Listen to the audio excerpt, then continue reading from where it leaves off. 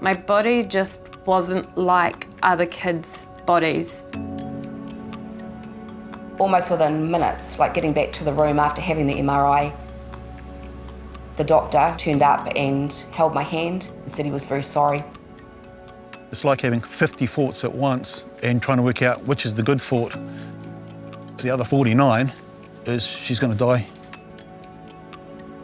There are some days in which I can do really well. There are other days in which it was difficult for me to get out of bed.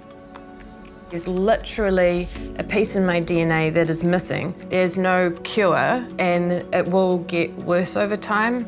I couldn't imagine living my life using a wheelchair or not having the use of my arms. Kylie and I have talked about death and what it will look like in the end. I was utterly exhausted. I decided that if this was how it's going to be, I didn't want to be here anymore. I did try suicide 4 times. The 4th time I tried it, I went to the psychologist at the Suicide Outreach Clinic, and that was the first time that I started talking about assisted suicide. What I didn't realise was it wasn't my broken neck that was the problem. I just didn't have the skills to cope.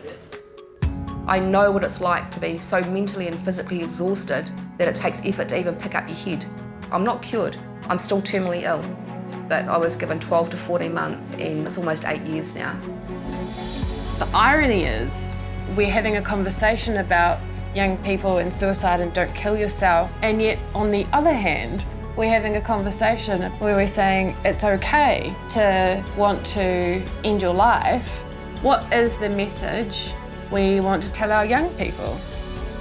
What I'm worried about is a society which creates what is essentially a conveyor belt to suicide. It doesn't make any sense to me that we would even contemplate offering this as a medical choice, because it's not a medical choice.